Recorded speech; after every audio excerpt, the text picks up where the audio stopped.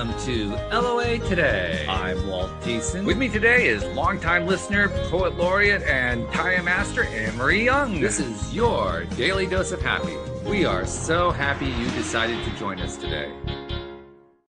And we may even have a fourth guest joining us today because Joy the cat has decided to be a little bit more involved than he often is. But so if you're watching the video and you see a cat walk by the screen, you'll know what that's all about. But so far he's kind of sitting there, so we'll just see what happens. I'm not really sure what's going to play out there.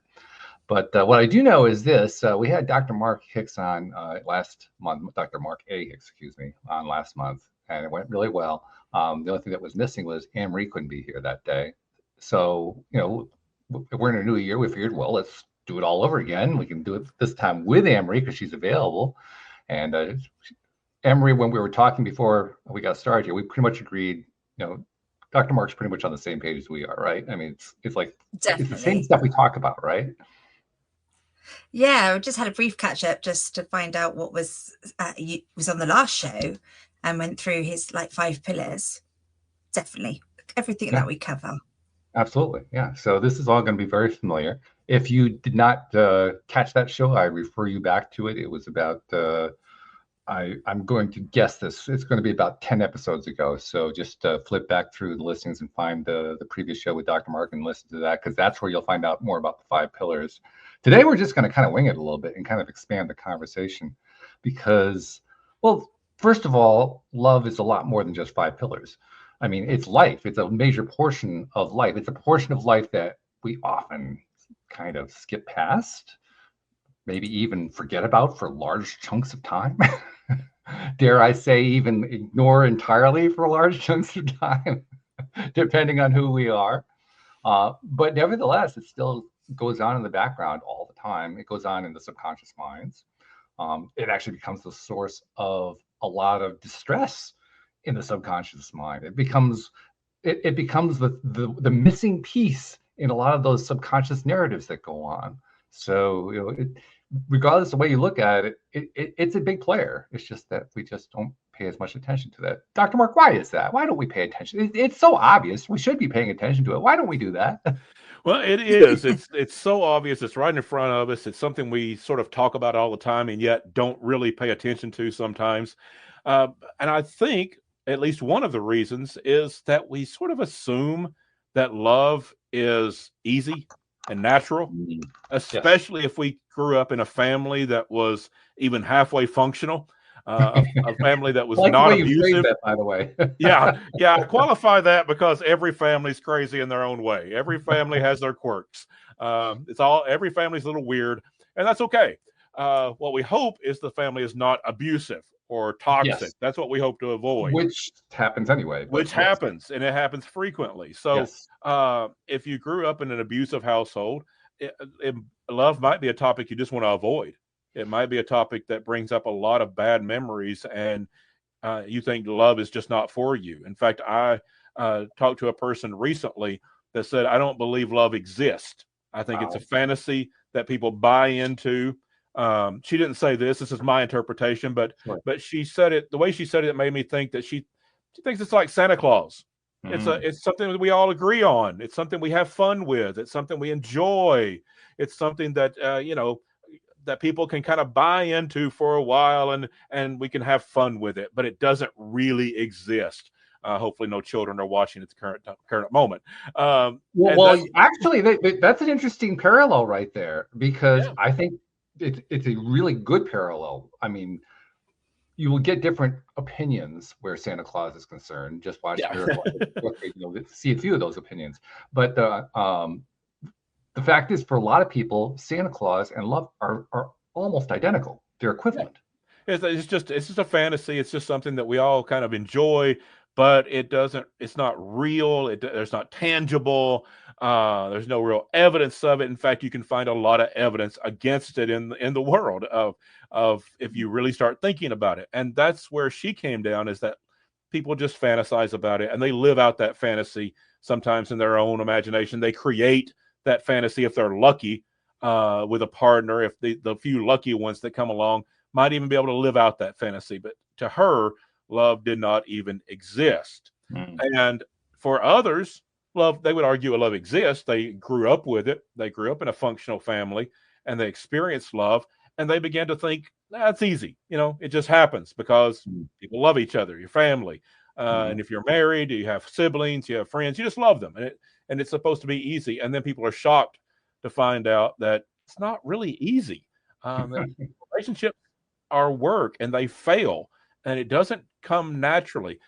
Every human being has the capacity for love naturally, but that doesn't mean we're going to have loving relationships naturally. And I think that's where the people get tripped up, is they assume because every human being has the capacity to love and the capacity to be loved and the value to be loved, we assume it's just going to happen. And that's just not true. There are real things in love that have to be learned. And what I teach in my book is that love is a learned skill set, that we have to learn to love. And we learn those pillars, those components of love, and put them into practice, then anyone can have good relationships. So I would very much disagree to say love doesn't exist. Love very much exists, but it is a learned skill set that has to be practiced. What do you think, Anne-Marie? Is love a skill set that has to be practiced, that you have to learn it? The tough one, because sometimes it feels it just comes really naturally, like when you give birth, you have a child, it just comes out of you, and that just feels very natural. And I was very lucky in the fact that my parents loved each other to the moon and back. So I don't know any different, but I'm just trying to think, if that wasn't the case and I didn't grow up in that loving environment, then I wouldn't have learnt that. Yeah. So The capacity is certainly there. Be a learn. Yeah. The capacity is certainly there. There's no human on earth that would fail to have the capacity for love. And yes, sometimes it just clicks. Sometimes it's just natural. And that's beautiful when that happens. We want that to happen. But even in that, many people, for instance, in their marriage, early years of their marriage, it just clicked. It was just natural. It was wonderful. And then over the years, they find out it takes some work. It takes some effort. And that's okay. That's not a failure. And sometimes it's seen as one because we think it's supposed to be easy. And that if it's not easy anymore, it fails somewhere along the way. That's not true. That people would punish themselves and think badly of their own relationship. It just means that it takes some work along the way and some practice. One thing that does occur to me where love is concerned, and really this is going to be true for anything emotionally related, is if love is stuff that feels good, it's good feeling stuff, and we're not feeling good, we're going to be a lot less likely to think that love exists. Mm-hmm. If we're feeling good pretty regularly, we're going to feel that love definitely exists. If we're feeling pretty good, like some of the time and not so much other time, then we're kind of like on the fence about it. I mean, I really do believe our experience is going to drive whether or not we believe in it. Yeah, I think so. And when we say feel good, that gets into that area of emotion. And emotion is a big part of love. When we feel good, we feel that connection. That's the emotional aspect of love. In my book, I list emotion as the second component of love. Right. And it is an important aspect, a vital aspect of love. But, our emotions can be affected by a lot of things. All the time. If we don't sleep well, if we have a cold, there's so many things. If someone said something rude to us at the supermarket, we can have different feelings than maybe we did earlier in that day. And that's the small things. There's a lot of big things, of course. If we're going through grief, if we're going through some sort of tragedy in life, if we lost a job, we're certainly not going to feel good at that point. That's where love becomes more practical, making good, sound decisions. Practicality, I list as the third component of love, that we sometimes don't feel good, but we can still have loving relationships when we make good decisions in those relationships, even during the bad times, even during the struggles. Another aspect to that about feeling good, it's not just emotion, it's about loving yourself. Sometimes feeling good comes because we have a foundational love for ourselves. We cannot love other people more than we love ourselves. It's impossible. Brene Brown did some great research on this. Other people have as well. I always mention her because she's the most noted researcher in this area right now. But she has shown in her research, you can't love other people more than you love yourself. And so that feeling good sometimes comes because there's a void that we're trying to get filled from someone else. And that, if they can do it, which is rare, it can only be temporary. Someone else feeling that void of emptiness we have because we don't love ourselves is only a temporary feeling. To feel good on a more permanent level, that's not based on, not affected as much by colds and lack of sleep or whatever. It's about truly loving who we are in order to love other people. Interesting the way you phrase that, because the thought that goes through my mind is that when we examine how we feel about any given situation, loving or otherwise, the feeling does tend to drive the thought process. But the point you're making, which I think is an extremely valid one, is that the thought process drives the feeling. And the reason I think that's so important is that took me years to learn that one. I didn't learn that one until after I was age 50. I literally did not think it was possible. I really didn't. For the longest time, the first time I discovered it was possible, you could have knocked me over with a feather. I was so shocked. So yeah. I think so. And I really think one affects the other. What I often say is that emotion brings us together. Practicality keeps us together. Sure. It's like one leads to the other, that we do need both our head and our heart engaged in these loving relationships and these healthy relationships. That, we're going to, our feelings are going to vary at different times in life. Our thought processes are going to vary at different times in our life. Our viewpoint, our perspective is going to change at different points in our life. And that may be when our heart has to lead the way. It's a balancing act in these components. And the reason I think that's so important is because there's going to be one that's more comfortable for most people. Some people they feel very good about emotion. That's what they do. It comes natural to them. It flows from them, and they connect very easily on an emotional level. And they don't want it to be cerebral. They don't want it to be analytical. They don't want it to have to think about these array of decisions we need to make in relationships. They want it to be an emotional ride. And then other people, they say things like, love is commitment. Love is loyalty, and they want it to be a cerebral decision-making, doing the right thing kind of commitment. And they don't emphasize emotion as much because they're a cerebral, thoughtful person that doesn't really feel as comfortable with emotion. A lot of that depends on personality. A lot of it depends on how we were raised, but both are equally important. So if I'm talking to a person that's very emotional in their relationships, I'm probably going to talk a lot about practicality. But if I get a person that talks about commitment and loyalty and honor and doing the right thing, I'm going to talk a lot about emotion and learning to say I love you and learning to share your heart, because both are equally important. Oh, come on. You just like pushing buttons. Well, that's true too. Yeah. I mean, let's be real here. That's what that is. Yeah. I mean, if you want push another button here, you want to be completely honest about it. Yeah, sure. I say that in jest, but actually, that's really the way a lot of people interact with each other. We have a tendency to respond to and react to people who present viewpoints that are different from ours in a way that is like challenges them. Basically says you're wrong and I'm right. It's a very common kind of conversation to have, either externally or even inside your own head. And as a result of that, we humans have this tendency to kind of flip things over all the time and always be in contrast, in competition. I don't know how you want to phrase it, but we're kind of like on this flip side thing, and that can be good, but it can also be problematic. It can work either way. Yeah, there's the old saying that opposites attract. I don't know if that's always true, but there's a reason there's a saying, because sometimes it is, and not just in romantic relationships, but even at work, in friendships. Sometimes we're kind of drawn to that person. If we're an emotional thinking person, a feeling person, things are, we wear our emotions on our sleeve and we follow our heart. Sometimes we are drawn to people that are more solid decision makers, very cerebral. They think through things.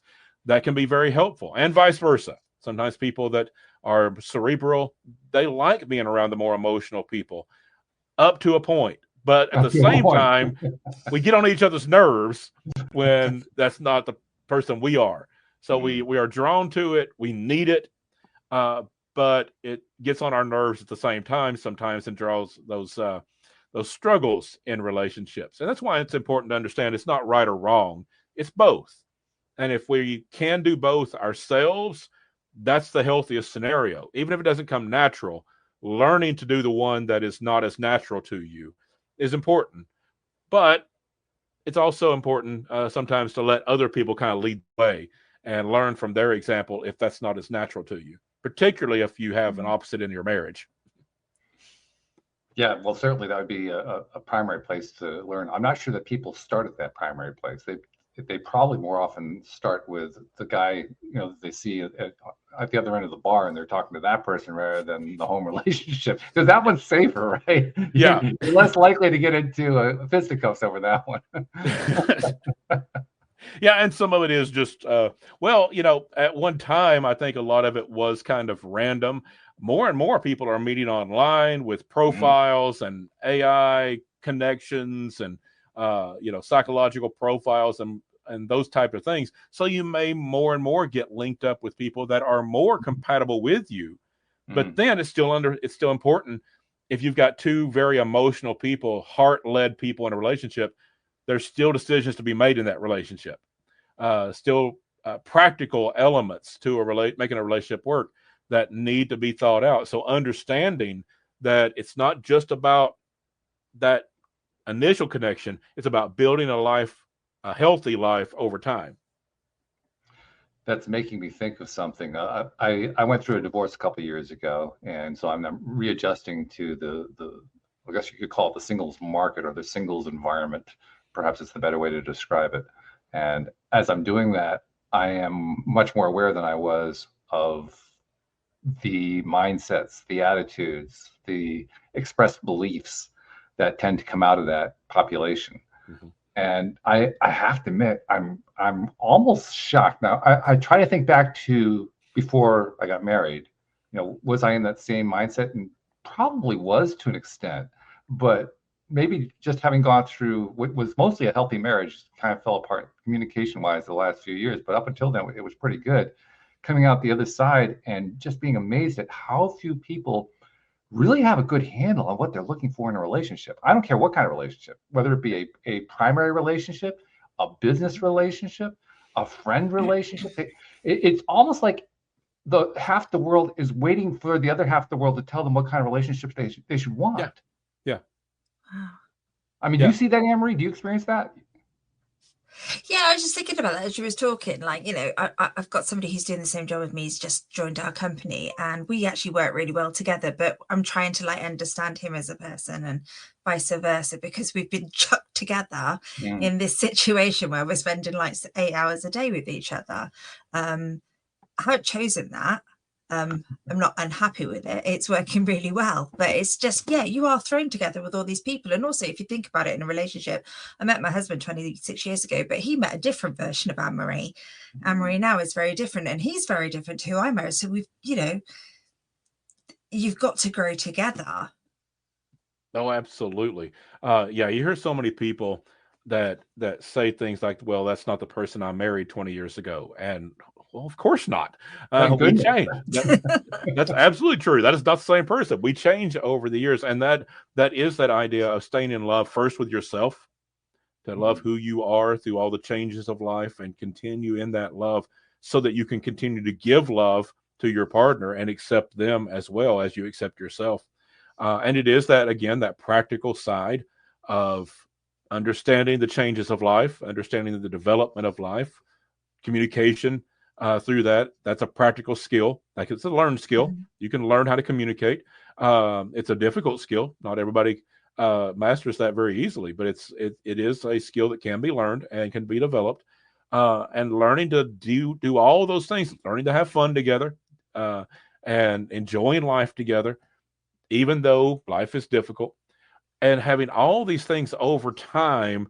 It is a process. It is a process of learning to practice. And that's why I keep going back to that word practice, because even if it was very easy at the beginning, 25 years later, especially if you have children in the household and that kind of thing. It's going to be a different world. One of the things that I've had the opportunity to do as a therapist and also working in the theological realms, I've had a chance to do premarital counseling with a number of people. And I always ask them a couple of questions. And the conversation always went the same way. I would say, do you know the divorce rate? And in the U.S., everybody knows it's around 50%. You know, it varies, it goes up and down, but it's somewhere around 50%, 40, 50% over the last few decades. And so everybody says about 50%. And I said, of the people who stay married in their first marriage for the rest of their lives, how many of those are happy? And the mood starts to change at that point, because it's really easy to assume when you're in their starry-eyed love phase of engagement that you're going to be part of the 50% that makes it. But when you ask the question, how many are happy? They start going through the relationships of how many would they emulate from their family, from their neighbors, from their friends, from the coworkers that they know that are married. How many marriages do they see and think, that's what I want? And the answer came back every time, not many. Wow. And I would say, could we say half? Could we say half of the marriages that stay married are happy? And every single time the answer was probably not. And I would say, every time I would say the same thing, I want to be optimistic. So I'm going to say 50%. So let's say at least half of the marriages who stay married for the first marriage, the rest of their life, are happy ones. That means 75% of people that get married are either going to divorce or wish they could. They either stay married for the kids, for money, for religion, for guilt, for whatever reason. There's a lot of good reasons to do that, a lot of maybe bad reasons to do it too. But there's a lot of reasons people stay married when they're not happy together. 75% then would stay married because when they're not happy, or they would go ahead and divorce. And I would always ask, what are you going to do to beat the odds? At this point, the couple that you're counseling is saying, you know, I'm getting really depressed here. Yeah, it did change the tone, and I admit maybe it's a little rough, but it did serve to get a conversation started about what are you going to do to beat the odds. I want you to make it. I want you to be happy.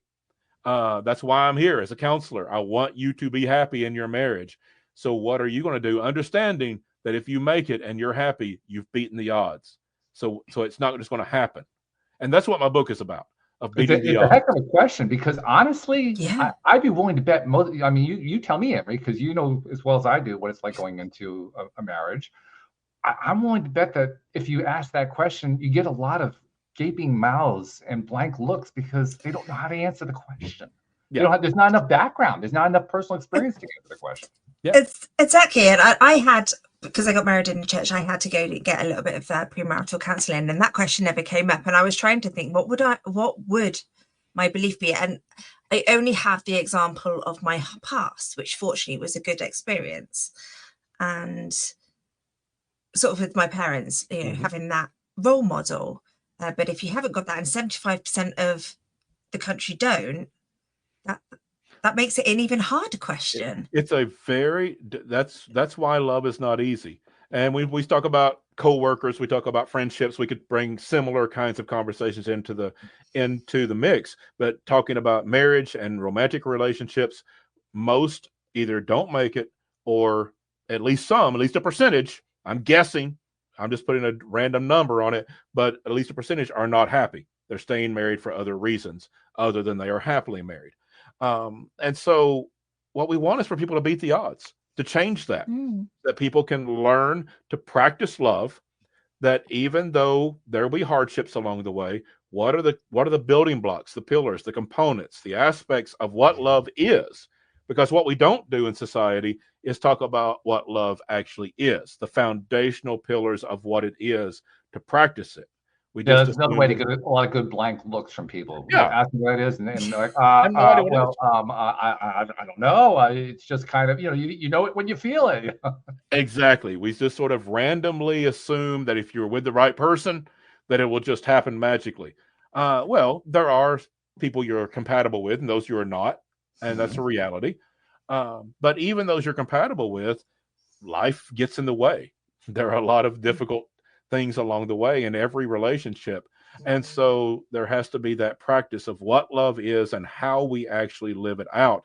And that's really the mission I'm on, is to try to answer that question with people of how are we going to beat the odds? How are we going to have healthy relationships when most people don't?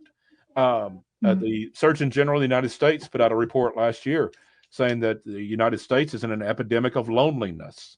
They called it a public health crisis. Right. I don't think it's limited to the U.S. I think it's in a lot of places in the world. And so even if we are in relationships, we're not necessarily feeling connected. We're feeling very lonely. Almost everyone has relationships of some kind with their parents, with their family, with friends, social media, all kinds of connections. But in the midst of that, we're still feeling very lonely as human beings around the world. And as I said, there's that study documents it in the U.S., but I'm feeling very strongly that you could do that same study in almost every country in the world and get similar results. And so we have to learn how to beat these odds, and there is a way to do it. That's what I want to say, is not just to sound the alarm to say, hey, we're kind of in trouble here on the relationships, but to say this is how we can get out of this. This is how we can build healthy, happy, thriving relationships, because we have the building blocks, the components, understanding those and building relationships on those.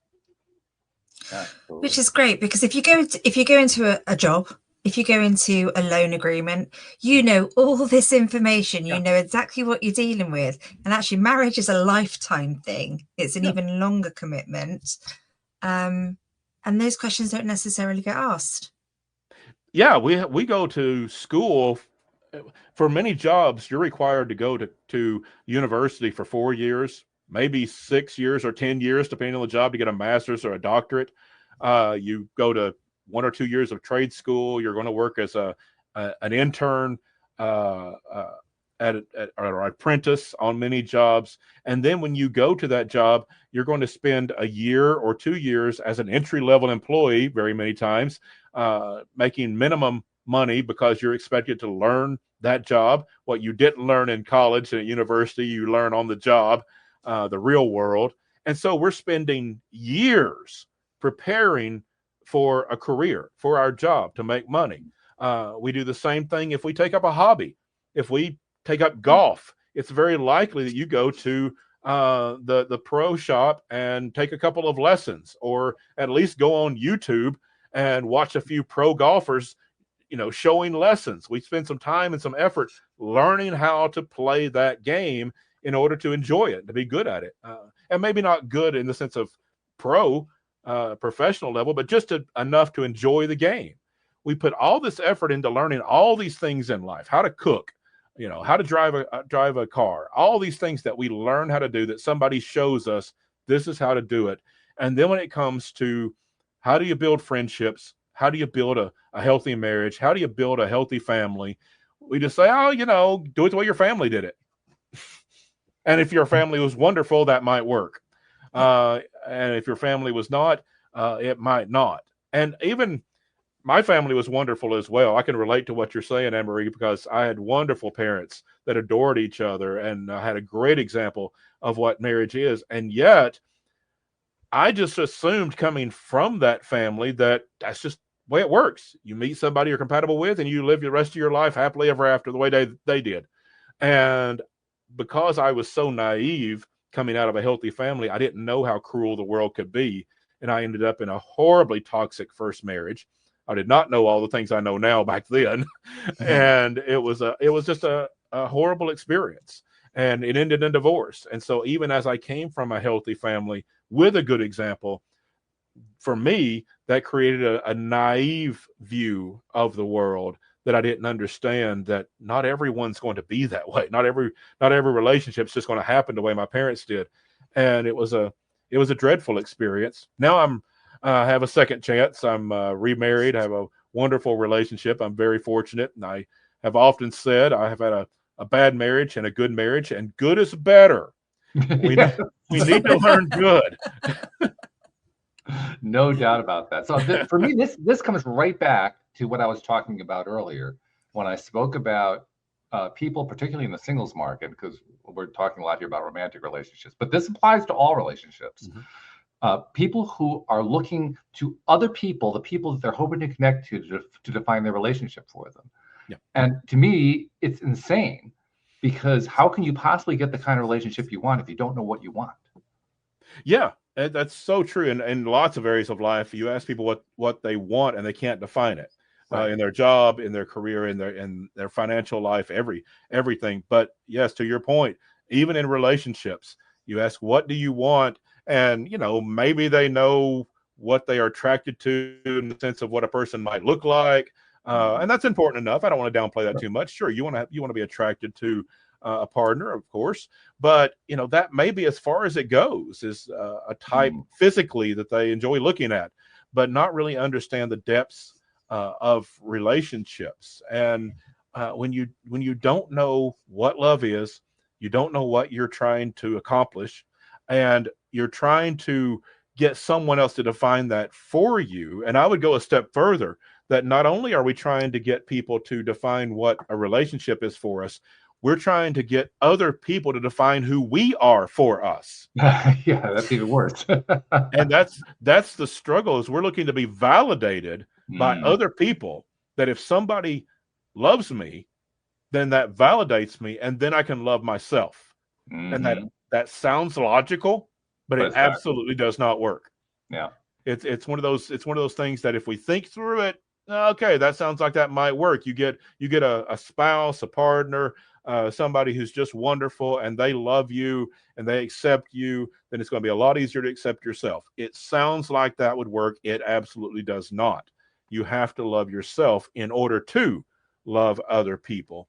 And so when we're looking to other people to validate who we are, define who we are, and to define what a healthy relationship is for us, we're really setting ourselves up. And the problem is, the sad thing, and I hate to sound like an alarmist, but there are a lot of predators out there. Oh yeah. There are a lot of people that will prey on the weak, those that are looking to be validated, those that are looking for somebody to define them and define a relationship and to fill a void in their life. There are a lot of predators that can see that coming. They are good at what they do. They have that instinct to understand where for them, that's low-hanging fruit. That's the easy one. Yeah, they see that so easily, and it's just sad that someone is looking for a relationship to validate them, and what they run into is a predator that will tell them what they want to hear, but it actually ends up being a very toxic or abusive relationship. And then they don't understand why it is that they keep having the same kind of relationship over and over again. Yes, exactly. Why does this keep happening to me? And it keeps happening. One reason, there can be more than one, but one reason is we have to love ourselves first. And if we are looking for validation, somebody will know how to manipulate that. They will know how to give you what you want to hear in order to get what they want, to twist that relationship the way they want it to be. And it tends to be a very abusive relationship. And it can happen over and over again if we don't learn the lesson to love ourselves first. So let's take a moment and define that. Let's try to define what self-love is. I mean, how do we understand that? How can we come to understand it? Maybe that's the better way of phrasing it. How can we come to understand what it is for me to love myself? Yeah, there has to be a sense of value that we, beyond what we do or how we look or what we've accomplished or what degrees we have or how much money we have, beyond all of that, that there is an inherent core value that we are an exquisite being just because we are.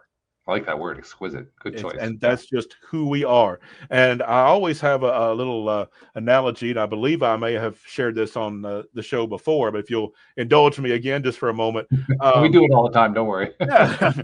I didn't hear it. You didn't hear it, so this is for you, Emery. I didn't hear it. You tell me. So this is, just imagine there is a diamond the size of a baseball. Perfectly cut, perfectly clear, baseball-sized diamond. How much would that be worth? Well, obviously, it's priceless. So you take that diamond out into a rural area, you come to a cow pasture, and you roll it around in the muck and the mire and the cow manure, and bring that diamond back in. And how much is it worth now? It is still priceless, as long as you understand what it is.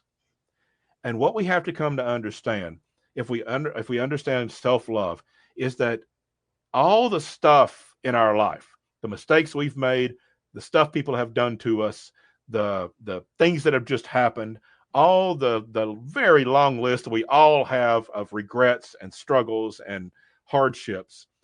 That's life.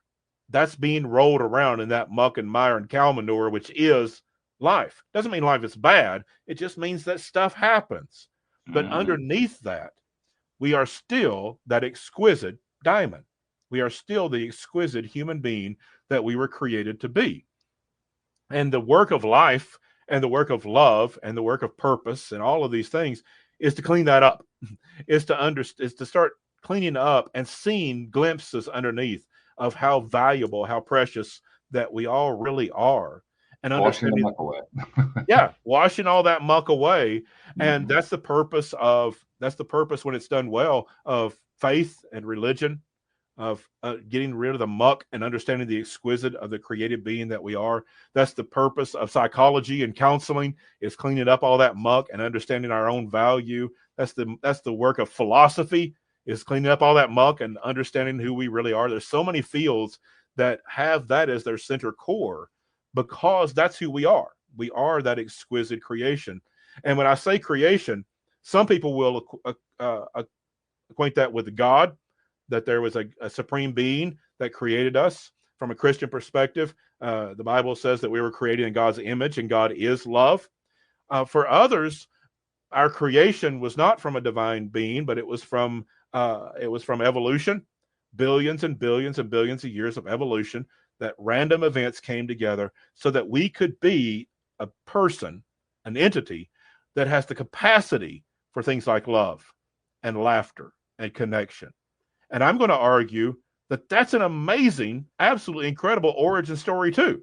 That either way, whichever one you are prone to, whether you're a person of faith that believes we were created by a divine being, or whether you are a person that believes that we are from evolution, or some people have a way of mixing these and believing both at the same time.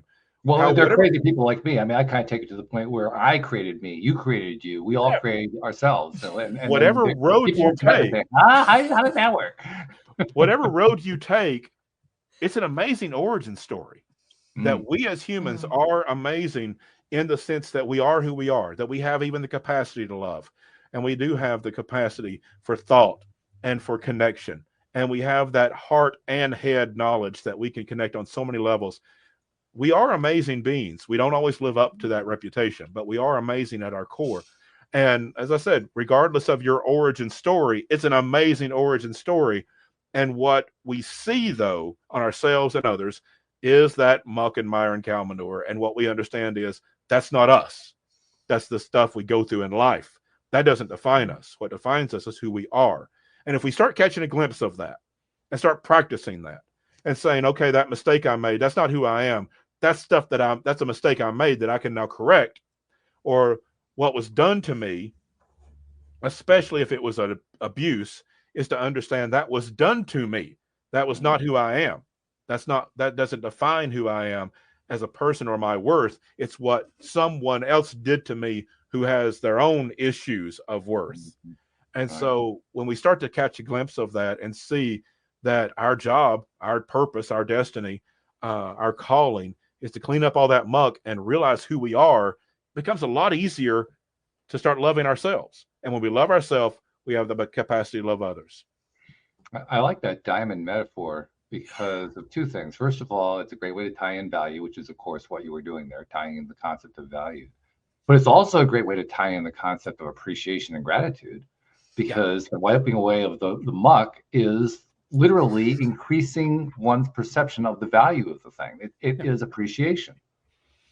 Yeah. So you tied it all into one very nice metaphor. I like it. We appreciate ourselves, and we can then start looking at other people the same way and realizing, they look pretty rough. But that's because the mistakes they've made, the things that have been happening to them, the abuse that was put on them, perhaps in their own childhood. And we can start to see that no matter how rough they look, there's also that exquisite diamond underneath. And so we can treat other people as valued, even if they don't look like it or deserve it in their own actions, just like we can treat ourselves of value, but we have to start with ourselves so that we can treat other people that way. I have a friend that I met through a local meetup group called the Esoteric Spiritual Warriors Group. And his name is Elmer. And Elmer and I get together usually at least once a month. And sometimes other members of the group are also there too. And talking about all kinds of spiritual issues and, belief systems and unusual things that have happened and astral projection and all this other kind of stuff, Yeah. And it's fun. And it's also a great way to connect to somebody who's like-minded and so on and so forth. One of the things that we were talking about just this past Saturday when we got together was how we can both see, like you talk to a lot of people, particularly people who've come onto this program, but even just out in the world, a lot of people talk about how there's a great awakening going on right now. There's an enlightenment that's going on. It's kind of a global thing. And it's happening, kind of rolling out slowly over, depending on who you talk to, a 10, 20-year period. Maybe it goes on for another 10 or 15 years. Again, depending on what the person's perspective is. But there's this general belief that there is this appreciation, this enlightenment that's going on right now. And he and I both agreed we can see it in people. And not only do we see it in people, I was commenting how I can see it to degrees in people. Like I can almost tell just by talking to somebody for a moment, you can, it's like they're giving off a vibration that says, here's how far I am along that path of enlightenment. Here's how far I am along that path of self-development and self-love and all that, all the good stuff that we've been talking about here. And to me, it's fascinating because what that really means is we are all continuously putting out, for lack of a better word, putting out that vibration. We're putting out a message, if you will, an energetic message that continuously conveys, this is who I am, this is where I'm at, this is where I'm moving toward, and we're blind to our own message. That's the part that just continues to blow my mind. We're picking this up. I mean, even people who aren't spiritually attuned pick this up from other people. They don't pick it up from themselves. None of us do. I mean, because we live with ourselves all the day long, all week long, all month long, all year long. We don't notice big changes. We don't notice even the small changes. We just notice that we're dealing with that muck every single day. Yeah. But we see it so easily in everybody else. Yeah. I find that fascinating. Yeah, and that is such a downfall that we have as we are continually looking at everyone else and measuring everyone else and judging everyone else. Whether we judge them positively or negatively, we're spending a lot of time judging other people. And when we start seeing ourselves, and not in a negative sense of evaluating our flaws, we can see those pretty easily, but start seeing that, start awakening, as you're saying, to our own value, our own worth, our own spirituality. The value that comes in that is transformational. And just as I said earlier, that when you are looking for validation from other people and you're looking for other people to define you and to define relationships, there are predators out there that will see that coming. The opposite is also true. When you're cleaning up that muck and you're starting to radiate, you're starting to show that exquisite nature of who you are, and it. And it's not an egotistical thing, because we are born with this. This is who we are, that we are created this way as human beings. And we start to see the exquisitely beautiful creation that we actually are. People are going to see that too. They may not be able to define it, but they'll be drawn to that. We'll have healthier connections with people because we're radiating that value, that worth, and we can see it in ourselves and we can see it in them. And they're going to want to see that. So just as when we have that void, a predator will come to take advantage of that. When we are radiating the exquisite nature of our human state of who we are, and we're cleaning that muck and showing that diamond, people are going to be drawn to that. The people that are seeking those healthy connections, those that are wanting to find their own self-worth as well and are catching little glimpses, there's going to be healthy connections come from that. And to me, that's exciting. Because when I start adding up all of, I don't know how else to say it, basically adding up all of the growth that goes on in humans, and is going on, from my perspective, it's going on at a faster rate than it ever has in prior human history. In fact, I would say it's almost exponential. It is really a ramping up compared to even 20 years ago, let alone 50 or 100 years ago. I mean, it's a massive difference. And I look how quickly that's piling up, that personal growth, that insight, that connectedness to others and so forth, even in this realm, even in this age where so many people feel disconnected. You were making reference to that earlier. Yeah. So many people, there's a big depression thing going on right now. And yet, even with that, people are still building connection with themselves, with others, becoming more aware of that diamond underneath the muck that you're talking about. It's fascinating to watch. It's fascinating to be a part of it. I think everything in life is speeding up. I think what we are seeing is a world that is just exponentially faster than it's ever been before. And that's both positive and negative. And so, yes, we're seeing more and more loneliness, more and more people struggling with, the downside of social media and things like that. And yet, at the same time, the positives are speeding up as well.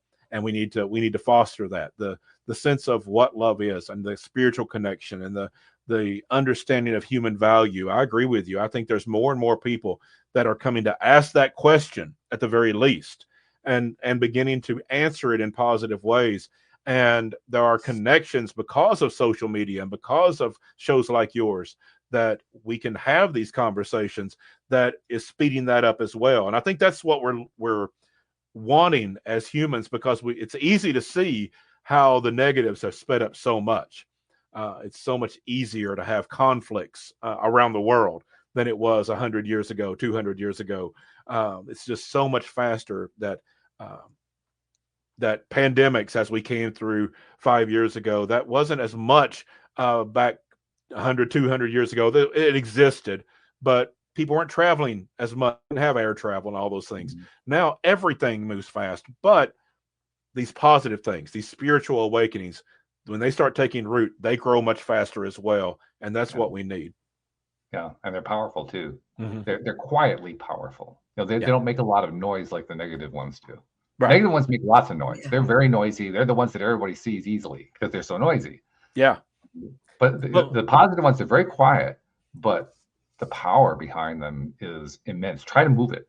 Try to move it out of the way. It's not going to happen because it's too strong. Well, our brains are sort of wired up to see the negative because we need to be protected. There's a lot of dangerous things in the world. And so throughout human history, there's been dangerous animals. There's been dangerous people. There's been a lot of things we need to watch out for. And so our brains are wired up to protect us, to see what might harm us. And it's true of both physical harm and emotional harm. So we always naturally look for those things. Our brains don't necessarily remember good things the same way because they're not going to hurt us. If we miss out on a good thing, we're still safe. If we miss out on a bad thing, we could be in a very unsafe situation. So our brains are constantly on the alert for the bad stuff, and we notice it. But the good stuff, we have to learn. We have to practice that. That's, again, going back to that practical side of love, of teaching our brains to see those good things. It goes into the passion of teaching our brains to still have fun, even in a difficult world, and to have the enjoyment and laugh together and remember to do those things. That takes a little bit of practice. It doesn't come as natural as, putting our barriers up to see the bad things of life and protect ourselves, but to buy into and teach our brains to see and notice and remember and hold on to the good things of life because they're there. That spiritual awakening is there, the connections are there, the love is there, and the way to practice these things are all there. It's just we have to look for them and take advantage of what we see. Anne-Marie, I know that a lot we're talking about here is stuff that you and I talk about a lot, that we talk about with other guests and so forth. I'm just kind of curious, which parts are like resonating the most with you right now? Like what's grabbing your attention? So much. It all. As you was just talking then, I was thinking about, like, we were in the car the other day listening to the radio and the news came on and it was a murder here and this, that, there, and an attack here. And I turned it off in the end. And my daughter was like, that's so depressing. I was like, yeah, but you're only ever going to hear that. That's why Mummy doesn't listen to the news. I was like, you don't hear about the millions of positive things that are going on in the world. And I kind of say that I like to treat my mind like people treat food. Like, don't just put the good stuff in. Don't put the stuff that's going to poison it. Don't put the stuff that's going to turn it toxic. Treat your mind like you would your stomach. put the good stuff in it. Absolutely. Because people are so they can relate to their physical health, but actually your mental health and what you put in there is so important.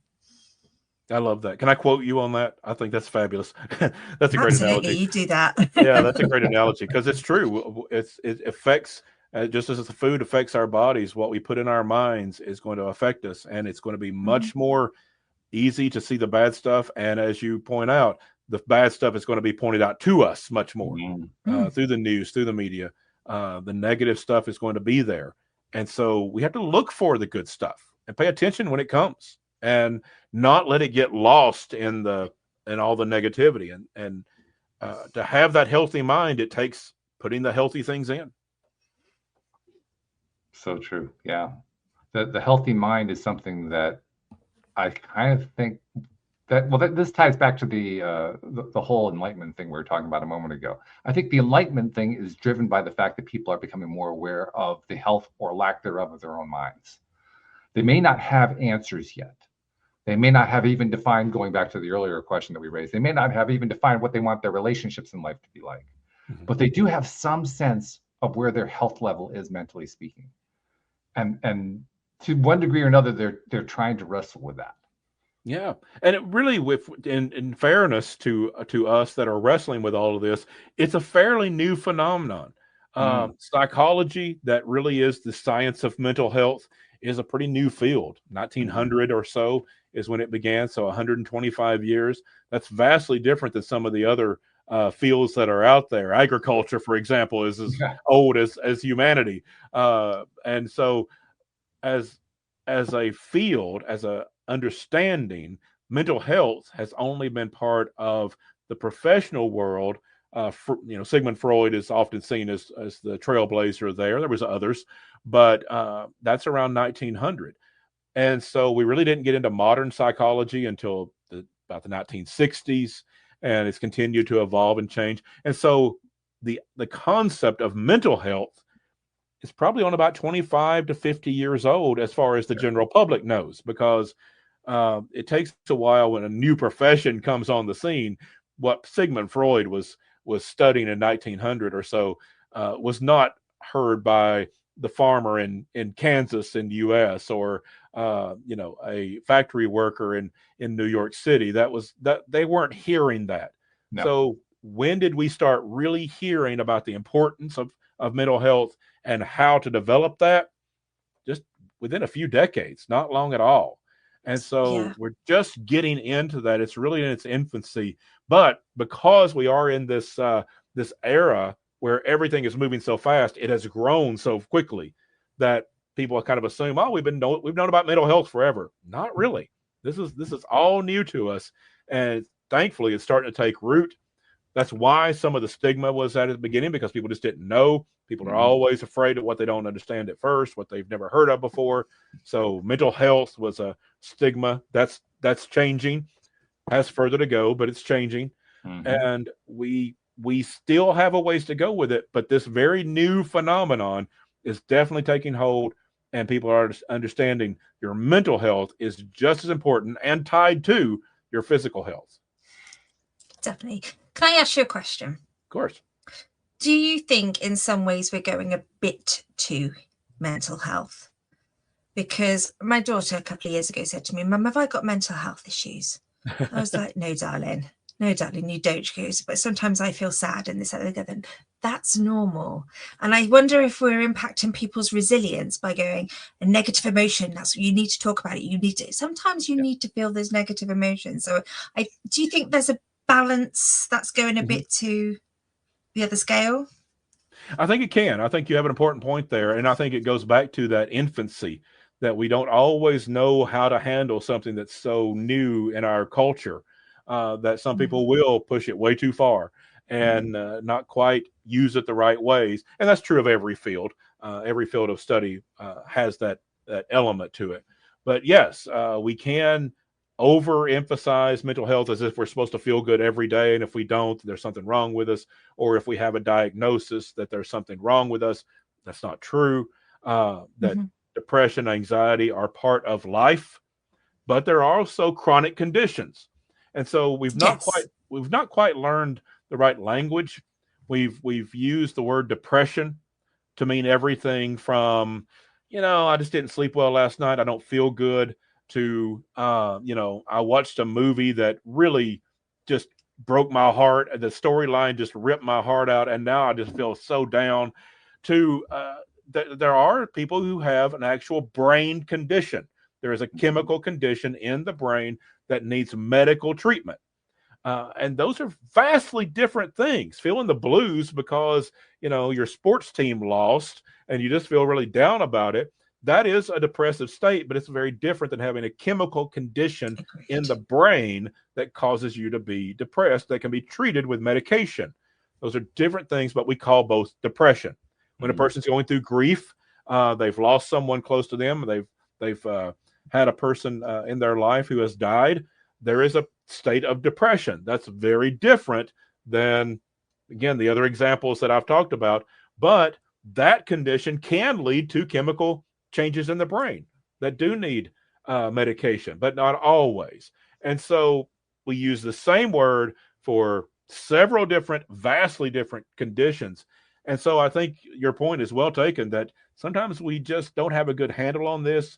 People use it against each other or against themselves when we're just not quite defining our terms very well yet in this pretty new field, and we aren't fully educated as a public. We're getting there. It's helping. I think we're making good progress, but we've still got a lot of work to do to understand the concepts of mental health. Yeah. Thank you. And to tie back to what you were talking about earlier, Dr. Mark, when you were talking about how people kind of assume that we're talking about a marriage or a potential relationship. These days, actually, with the way marriage trends are going, you're actually in the realm of alternative relationships more often than you are in marriage. Yeah. But whatever kind of relationship however you're structuring it, still the bottom line is people do assume, like you were talking about earlier, they assume that happiness kind of just comes into it. That it just kind of falls in, and yet there's also an awareness that happiness can be elusive, and the best example of how much awareness there is of that, from my perspective, comes from the Ivy League schools, particularly Harvard and Yale, both of which introduced classes in happiness and in the psychological theories behind happiness, basically introductions to positive psychology. Yeah. And in both cases, the number of people who signed up for the classes, I think at Harvard, it was 1/5 of the entire student body signed up for the class. At Yale, it was about 1/6 of the entire student body. Yeah.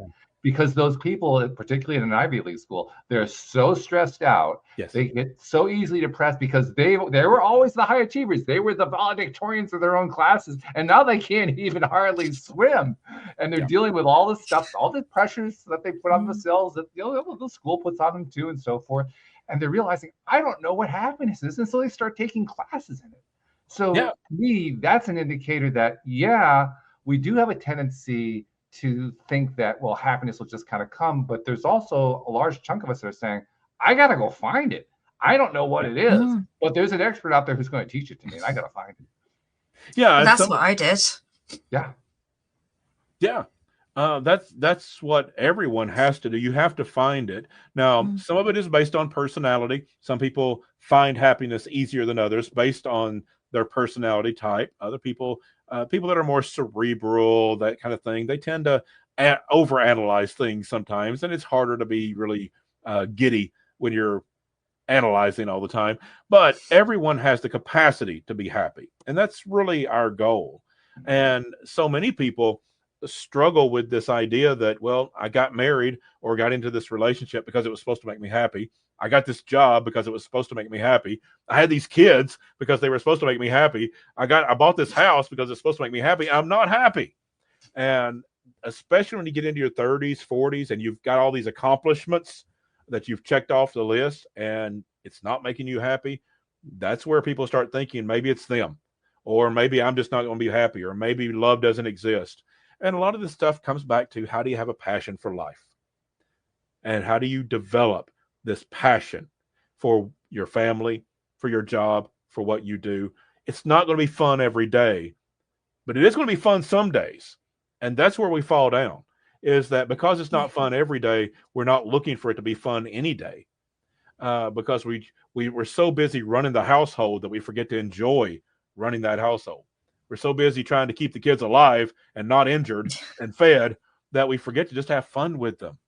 And we forget that we went into this line of work because we enjoy it on some level. So have fun with it. Happiness is to some extent learning to have passion for life, learning that yes, life is serious and yes, life is tragic, but life is also fun. And so don't ignore the tragedy and don't ignore the serious side, but don't ignore the fun either. Have fun with it. Enjoy it. Let it be. When those good days come along, let them be. Don't wait for the other shoe to drop or say, well, that's not going to last. Of course it's not going to last. Have fun while it's there. The bad times aren't going to last either. Nothing lasts in life. It's all temporary. And so enjoy the times that come. That becomes our choice. And that becomes, again, to go back to my old word, that's a practice. We practice being happy. We practice being passionate about life, and it builds that happiness. We learn to have fun. We build our brain to recognize enjoyable things and build those synapses in our brain that go back to fun, that learn how to have fun. A lot of adults especially have to relearn how to have fun in life in order to recapture that passion.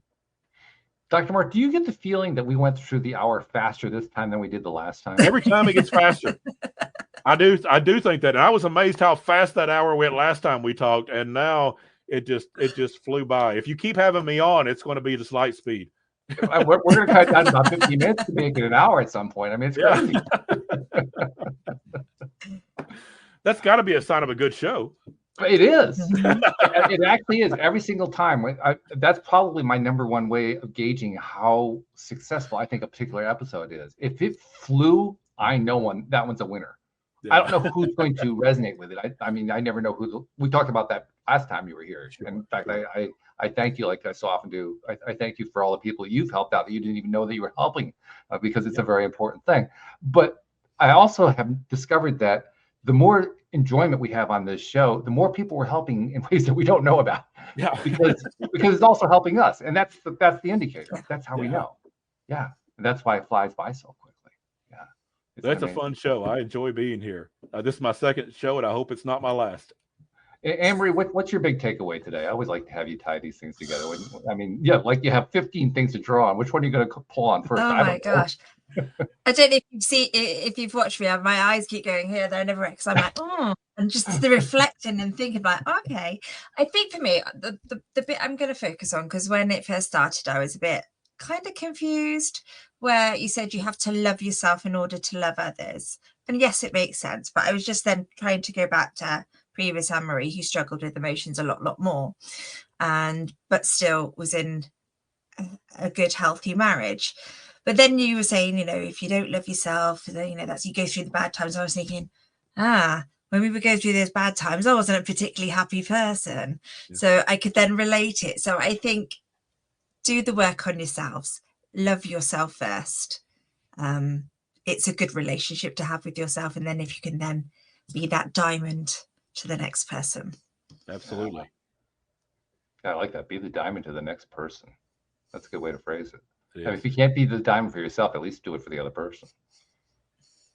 Yeah, it's not selfish. Self-love is not selfish.